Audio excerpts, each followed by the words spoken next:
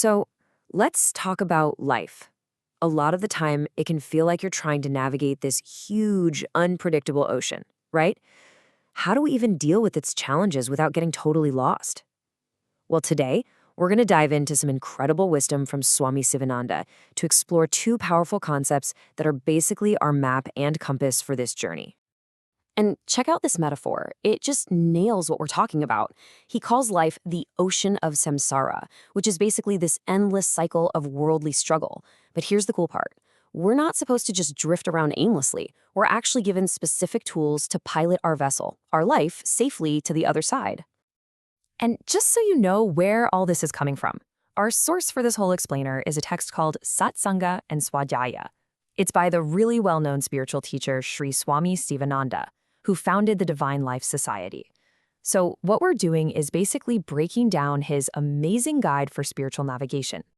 So here's the plan. First, we're going to really understand this ocean we're all sailing on. Then we'll talk about our lifeboat, how to find a real guide, and, what to do if you can't. We'll also get into the dangers you need to look out for, before finally we talk about the destination, getting to that other shore. All right, so first things first, let's really dig into this idea of the ocean itself. What in the world is samsara? Okay, so the text paints these really vivid pictures, right? An ocean of worldliness, a desert of wandering. And you got to think about it. Samsara isn't just, the physical world out there.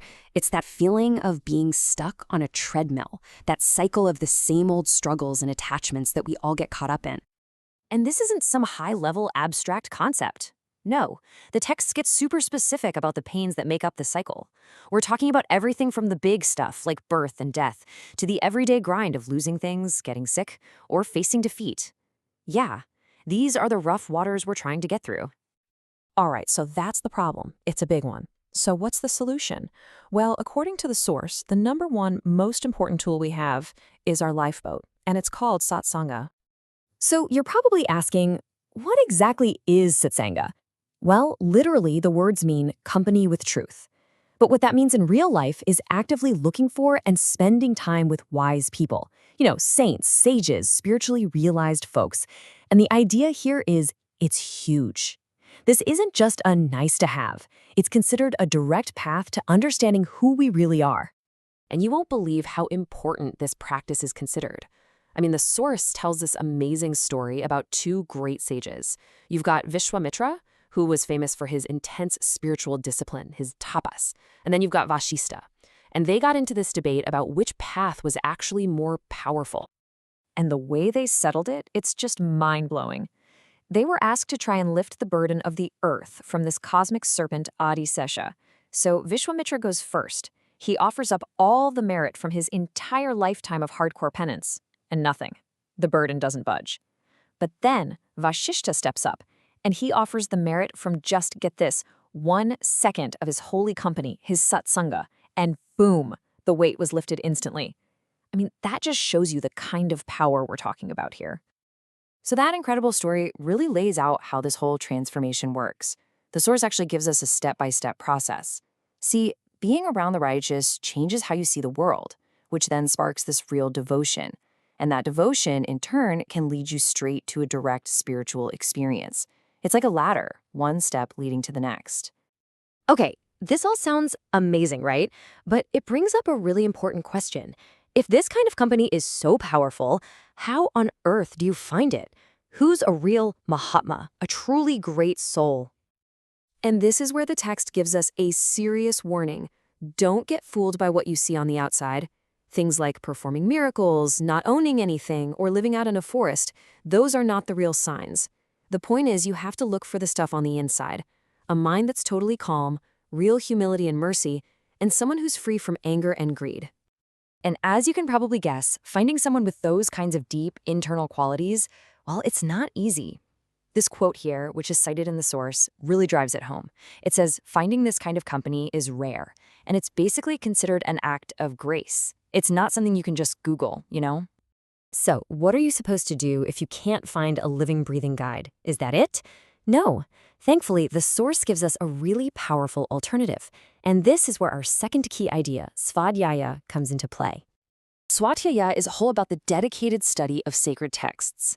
And the source has this really interesting way of describing it.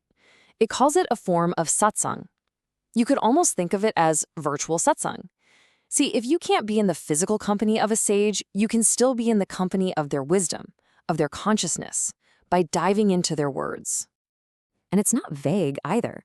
The text gives specific recommendations. By really immersing yourself in these foundational books, like the Upanishads, the Gita, or the great stories like the Ramayana, you're basically hanging out with the minds of the incredible souls who wrote them. Okay, so we've talked about the positive force. But, for every positive, there's a negative.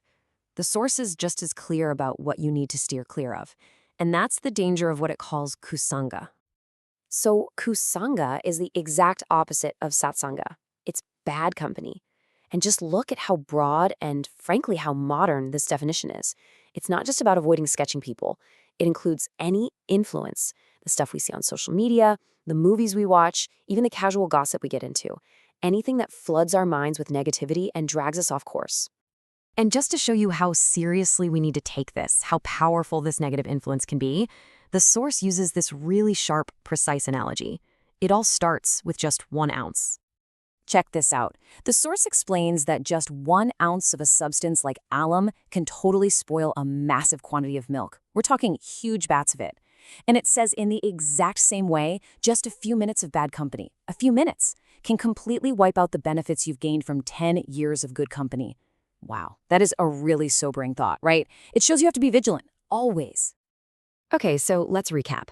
We've got our lifeboat, we've got our guidebooks for when we're sailing solo, and we have a very clear warning about the storms to avoid. So let's pull it all together now and look at where we're headed, that final destination, the other shore. And Swami Sivananda really brings it all home with this final thought. In the end, it all comes back to this one thing, Satsanga. Whether that's with a person right in front of you or through their timeless wisdom in a book, is presented as the one essential boat you need to cross that stormy ocean of life. And that really leaves us with something to think about. The whole point of this text is that the company you keep literally shapes your destiny. So the question it leaves for all of us is a deeply personal one. As you're sailing on your own journey, who and what are you choosing to travel with?